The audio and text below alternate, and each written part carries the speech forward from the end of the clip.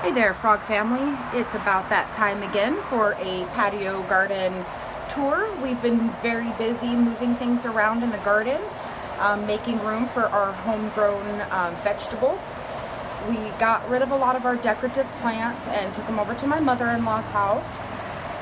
And we got this new bed here. It's a 2 by 1 by 6 foot bed that is now in placement of all those little pots that you used to see right here.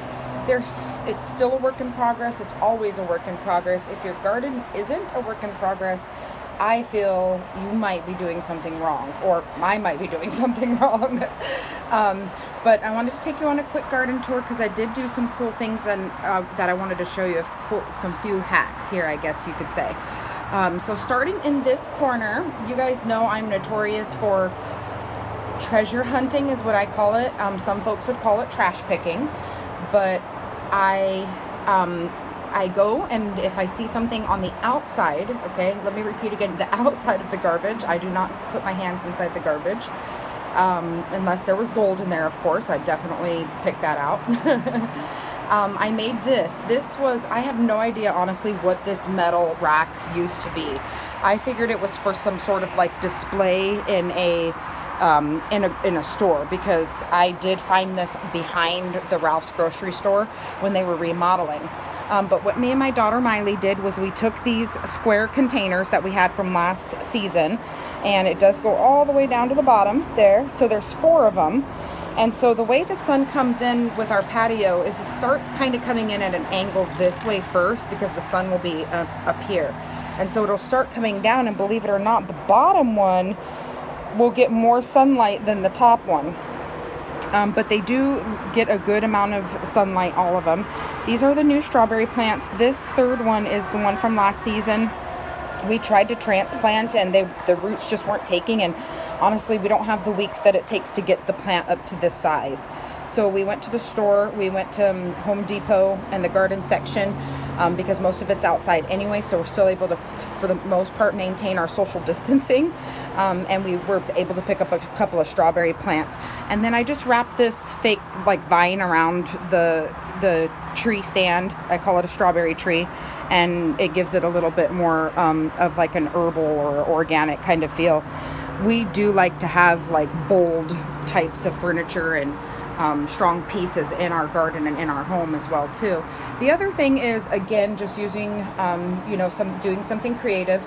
This was a metal rack that the shelves just kind of clipped onto it, and the side pieces open and close.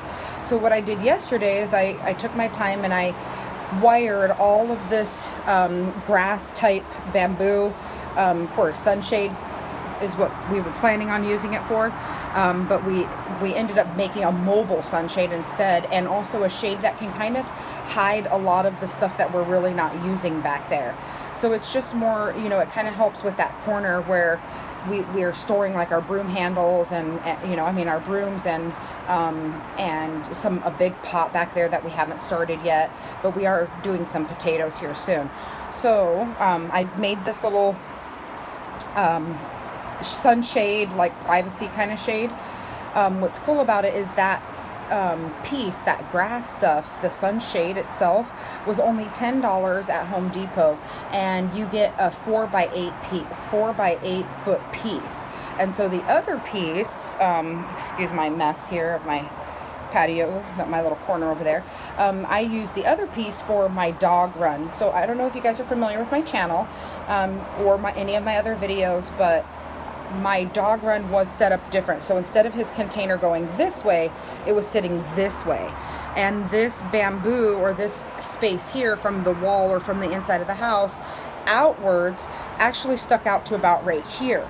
So there was all this space that we weren't really using, and he wasn't really using anyways, because he literally uses this only for a timeout spot or a bathroom, a litter box. He doesn't spend his time hanging out here. If he's hanging out on the patio, he's over in this area where he's not allowed to do his business. And so what's kind of cool is it also gives us like another shelf. And this is going to sound weird, but my dog is 7 pounds, and there is a group of big, huge birds that live in this tree right across from us. And one day we came out here and it was sitting on our wall right here. And I'm like, that bird is big enough to take my dog over to the nest and feed it to his babies. And it's like a very large bird. I want to say it's like an osprey or something like that.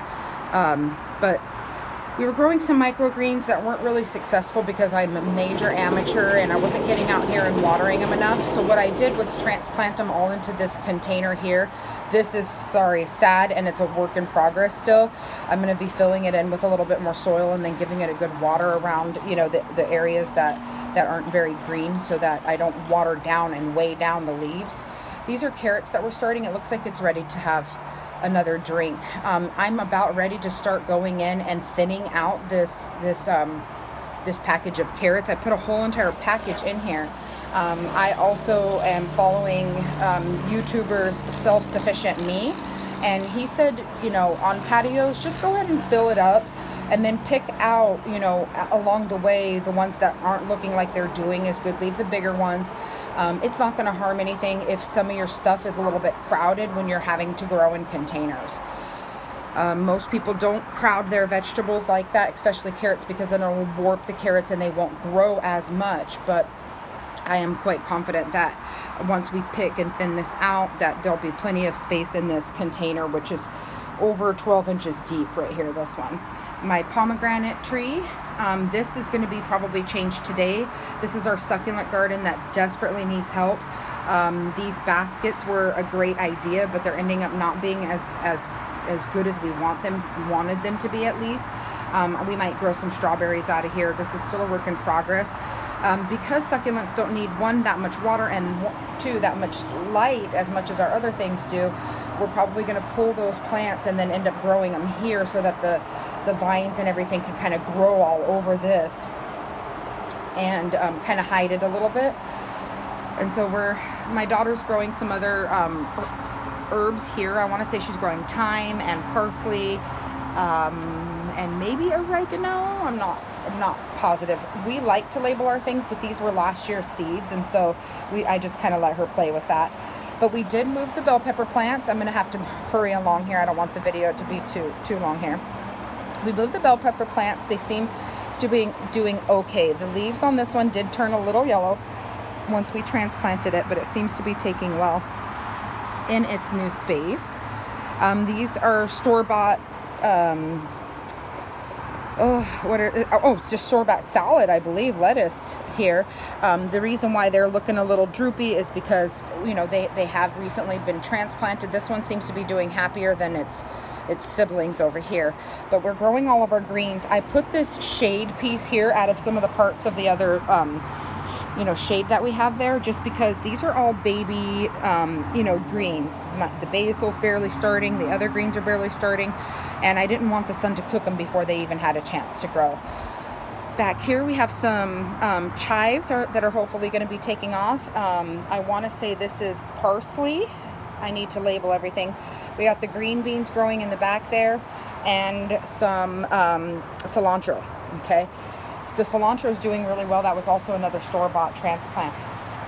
So back here we're just using the sun, as much sun as we can get. The strawberries are moving today. These are more herbs that we're starting from seed.